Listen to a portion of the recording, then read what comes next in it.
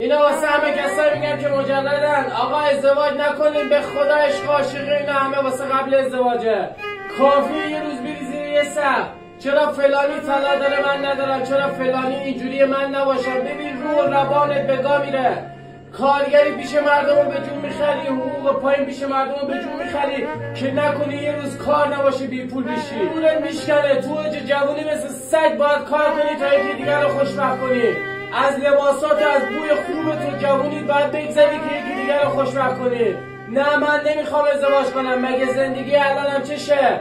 باید حتما آدم ازدواج کنه؟ نه، همینه که خودتی و خودت دغدغه چیزی نداری و همین که مسئولیت سنگینی نداری، همین که فکر راحت میارزه به 100 تا ازدواج. به خدا همه متعهلات تو کف مجردی هن، ولی تو مجردی نباش که تو کف متعهلیه.